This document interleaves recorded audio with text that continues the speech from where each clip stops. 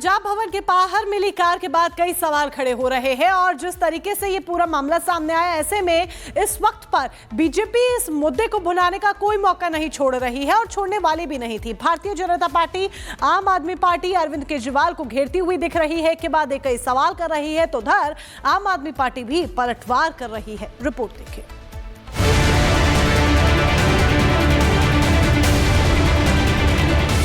अब दिल्ली में एक कार के पकड़े जाने पर आप और बीजेपी के बीच नई लड़ाई छिड़ गई है। बीजेपी ने इस कार के मुद्दे को लेकर आम आदमी पार्टी पर अब तस्करी का आरोप लगाना शुरू कर दिया है। पंजाब भवन के बाहर पंजाब सरकार की गाड़ी में आम आदमी पार्टी के प्रचार सामग्री के अंदर 10 लाख रुपए कैश फ्लाइंग स्क्वाड ने पकड़े हैं। अब आप समझ लीजिए कि अरविंद केजरीवाल किस स्तर पे जा रहे हैं। दिल्ली का चुनाव उनके हाथ से निकल रहा है, तो पहले शराब की तस्करी और अब शीश महल का पैसा दिल्ली के चुनावों में लगाया जा रहा है। और पंजाब की सरकारी गाड़ियां, पंजाब सरकार की, जहां आम आदमी पार्टी की सरकार है। कांग्रेस ने कार के इस मुद्दे पर आम आदमी पार्टी को घेरने का मौका नहीं छोड़ा। नई दिल्ली से कांग्रेस उम्मीदवार संदीप दीक्षित ने तो पंजाब भवन पर ही कार्रवाई करने की मांग उठा दी। देखिए, मैंने आपको याद होगा बहुत 20-25 दिन पहले एलजी साहब को चिट्ठी भी लिखी थी कि पंजाब की गाड़ियां, पंजाब पुलिस की गाड़ियां, पंजाब की गाड़ियां बहुत पैसा लेकर दिल्ली आ रही हैं। तो ये बात आज एक तरीके से प्रूव हो गई। हम लोगों ने बीच में ये भी शक बहुत खबर आई थी कि पंजाब भवन वहां अंदर क्या हो रहा है, क्या नहीं हो रहा है, ये बहुत सी खबरें आ रही हैं, कैश वहां से आ जा रहा है। मेरा ये कि चुनाव में कोई भी सरकारी बंगला, सरकारी रेस्ट हाउस आप इस्तेमाल नहीं कर सकते। बीजेपी और कांग्रेस ने आरोपों की बौछार लगाई, तो आम आदमी पार्टी ने भी इसका जवाब देने में देरी नहीं की। पंजाब गवर्नमेंट ने भी अभी इशू कर दिया है कि इस नंबर की कोई भी कार पंजाब सरकार के पास ना कभी थी और ना है। इस कार की एंट्री कभी भी पंजाब भवन के अंदर नहीं पाई गई। बहुत ही हास्यास्पद आरोप है। भाजपा अपनी हरकतों से बाज आ जाए, इस बार वो दिल्ली में बुरी तरह हारेंगे। हिस्टोरिक लॉस होगा उनका। कार को लेकर जो सवाल खड़े हो रहे हैं, सियासी मैदान में उनका जवाब हर कोई जानना चाहता है। पंजाब पुलिस ने अपना जवाब दे दिया है, लेकिन दिल्ली पुलिस की जांच में आगे क्या कुछ सामने आता है, ये देखना दिलचस्प होगा। Bureau report, Republic Bharat. और अब बात दिल्ली विधानसभा चुनाव की। दिल्ली विधानसभा चुनाव प्रचार आखिरी दौर में पहुंच गया है, लेकिन उसके ठीक पहले आम आदमी पार्टी हो, बीजेपी हो या फिर कांग्रेस हो, हर कोई बढ़त चाहता है विधानसभा चुनावों के प्रचार में। और यही वजह है कि नए नए मुद्दे उछाले जा रहे हैं। अब एक ऐसा ही मुद्दा आम आदमी पार्टी की तरफ से उछाला गया, जिसे लेकर के दिल्ली की राजनीति कहीं पानी पानी हो रही है। आखिरकार क्या था वो मुद्दा, इस रिपोर्ट में आपको दिखाते हैं।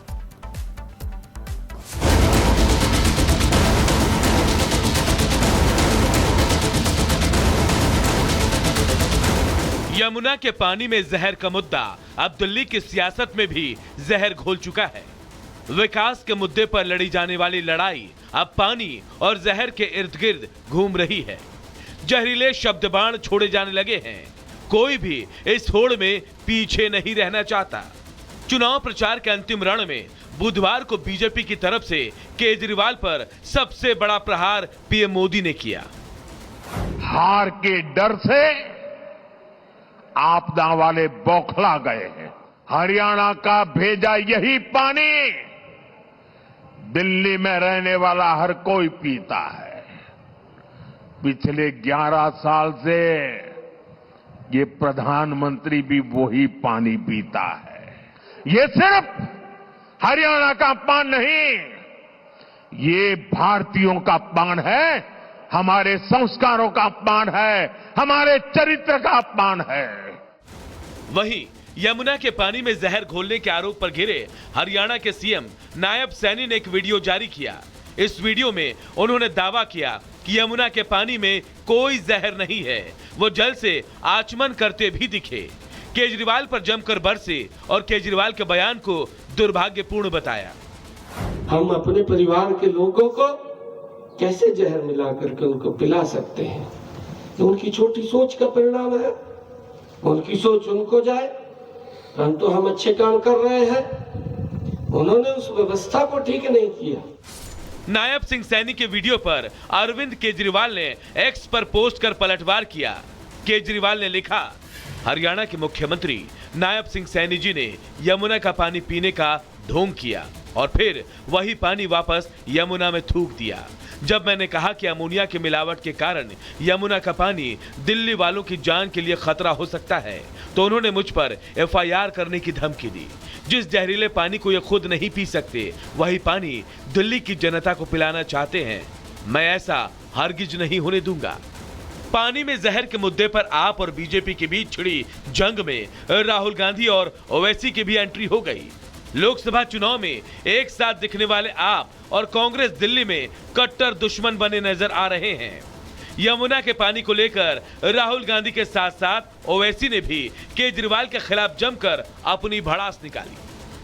केजरीवाल जी ने कहा था यमुना में मैं स्नान करूंगा और यमुना जी का पानी पीऊंगा। 5 साल हो गए, आज तक केजरीवाल जी ने यमुना का पानी नहीं पिया है। केजरीवाल बोल रहे हैं जहर आ रहा है हरियाणा से, मैं कैसा पिलाऊं मुस्तफाबाद की जनता को। हम केजरीवाल से पूछना चाह रहे हैं, तुम ये जहर पीकर बीमार पड़े या नहीं पड़े, हमको बताओ प्रूफ। तुम तो यही पानी पी रहे ना। चुनाव आयोग ने मंगलवार को अरविंद केजरीवाल को एक बयान जारी कर 24 घंटे में जवाब देने को कहा था। बुधवार को उन्होंने आयोग के सामने 14 पन्ने का जवाब दाखिल किया। उन्होंने अपने ऊपर लगे आरोपों को खारिज किया और अपने बयान को जनहित में बताया। प्रचार के अंतिम चरण में केजरीवाल बैकफुट पर नजर आ रहे हैं। अब देखना दिलचस्प होगा कि वोटिंग वाले दिन जनता किसके दावे पर एतबार करती है। Bureau report, Republic Bharat. नक्सलवाद का खात्मा करने के लिए लगातार एक के बाद एक कदम उठाए जा रहे हैं। छत्तीसगढ़ के चाईबासा में जहां पर मुठभेड़ में 2 हार्डकोर नक्सलियों को ढेर किया गया है, जिनके ऊपर कई मुकदमे दर्ज थे, कई मामले दर्ज थे, लंबे समय से इनकी तलाश भी थी, तो वहीं दूसरी तरफ नारायणपुर में 29 नक्सलियों ने खुद से सरेंडर किया है। –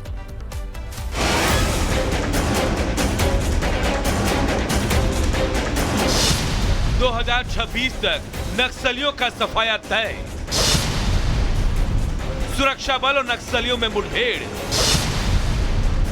मारे गए 2 मोस्ट वांटेड नक्सली, भारी मात्रा में हथियार भी बरामद। गृह मंत्री अमित शाह के बयान का असर अब जमीन पर दिख रहा है। देश को 2026 मार्च तक पूर्णतया नक्सल समस्या से मुक्त कर पाएंगे। जी हां, जिस तरह से नक्सल प्रभावित इलाकों में सुरक्षा बल नक्सलियों को जहन्नुम पहुंचा रहे हैं, उसे देखकर तो यही लगता है कि साल 2026 तक देश से वाकई नक्सलियों का सफाया हो जाएगा। ताजा मामला झारखंड के चाईबासा से सामने आया, जहां पोड़ाहाट जंगल में सुरक्षा बलों और नक्सलियों के बीच मुठभेड़ हुई। इस मुठभेड़ में 2 बड़े नक्सली ढेर हो गए। इनमें से एक पुरुष और दूसरा महिला नक्सली है।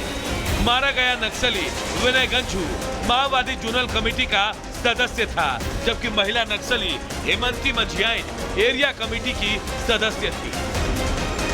इसमें हमारी इंटेलिजेंस यूनिट, हमारी जेजे, हमारी जिला पुलिस और हमारी CRP सब भाइयों ने मिल करके एक ऑपरेशन चलाया।